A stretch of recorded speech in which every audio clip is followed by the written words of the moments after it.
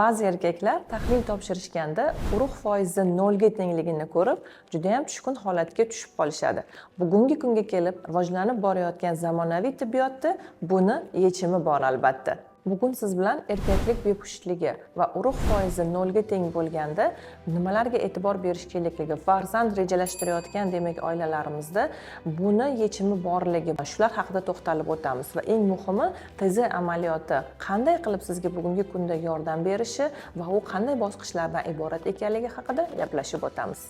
Erkaklarda bu holat azospermiya, ya'ni urug'ni 0% ga tengligi diagnozi qo'yilganda buni albatta to'g'ri tashxislash, vaqtida urolog, andrologga murojaat qilish va farzand istagidagi bo'lgan demak erkaklarga reproduktolog bilan birgalikda demak to'g'ri tayyorgarlik ko'rish tavsiya etiladi.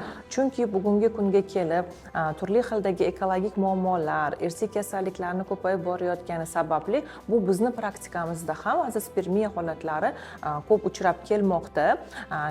Bepushtlikni olib qaraydigan bo'lsak, bugungi kunga kelib statistik ma'lumotlarga ko'ra faqatgina ayollarga bog'liq emas, 50% erkaklarni va 50% ayollarni bepustligi sabab bo'lishi tashkil qilib kelmoqda. Erkaklarda demak, agar sizda irsiy qanaqadir kasalliklar, kariyotip topshirilganda, to'g'ri kariyotip bo'lsa va bunda hech qanaqa o'zgarishlar kuzatilmasa, bunday 0 ga teng bo'lgan holatdagi demak analizlarni va demak bunday tekshiruvlardan so'ng sizda to'g'ri tashxislash natijasida yordam ko'rsatish mumkin.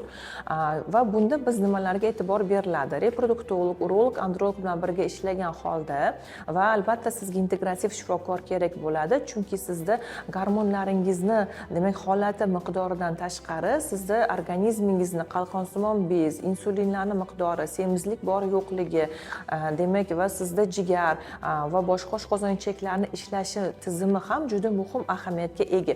Chunki agar sizda bu holatlarda boshqa organlarda ham muammolar ketayotgan bo'lsa, albatta bularni ham ta'siri juda ham katta. Chunki erkaklarda ham demak turli xildagi stresslar oqibatida noto'g'ri ovqatlanish yoki bo'lmasam deylik sportni bugungi kunga kelib juda ham kamayib ketayotganligi ham sabab bo'lishi mumkin. Chunki erkaklarda ham ko'pincha bizga murojaat qilishganda ko'ramiz, topshirilgan analizlarni va keyin 2-3 oydan keyin kelib topshirishadi, farzandli bo'lmayapmiz deb va farqini ko'ramiz. Chunki biz so'raganimizda nima deyshadi? Vaqtida uxlamaslik, juda ham ko'p stresslarni ishda bo'lishi yoki bo'lmasam turli xildagi shakar saqlovchi uglevodlarni ko'p iste'mol qilishi, bularning barchasi spermatozoidlarning harakatchanligi, spermatogenez, ya'ni urug'larning hosil bo'lishiga ham juda ham katta salbiy ta'sirlarni ko'rsatadi. Demak, TZ yoki bo'lmasa mikro TZ amaliyotlari bu qanday va u qanday jarayonlardan iborat?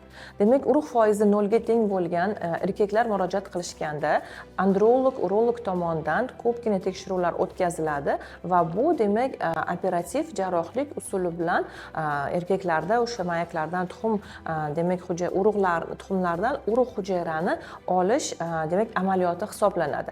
Albatta bunda o'sha barcha operativ amaliyotlarga kerak bo'lgan analizlar topshiriladi, gormonlar miqdori ko'riladi va eng muhimi demak kariyotip, ya'ni sizda xromosom irsiy kasalliklar bor yoki yo'qligini bilgan holda bu operatsiyaga tayyorgarlik ko'rib olinadi va bugungi kunga kelib demak androlog tomonidan va integrativ shifokor tomonidan to'g'ri tayyorlanib bu jarayon, TZ jarayoni, mikro TZ jarayonlari amalga oshirilsa, albatta erkaklarda demak o'sha urug' hujayralari chiqishi aniqlanadi. Chunki shunaqa holatlar bo'ladiki, urug' bo'lishi mumkin bu erkakda, lekin turli xildagi o'tkazilgan shamollashlar, og'ir turdagi virus kasalliklar yoki bo'lmasam turli xildagi operativ jarrohliklar sababida bu yerda chandiqlar hosil bo'lib, ularni yo'llari, chiquvchi yo'llari ham berkilib qolishi mumkin. Shuning uchun demak urug' aniqlanishi mumkin, yosh hujayralar bo'lishi mumkin, spermatogenez, ya'ni normada bo'lishi mumkin, lekin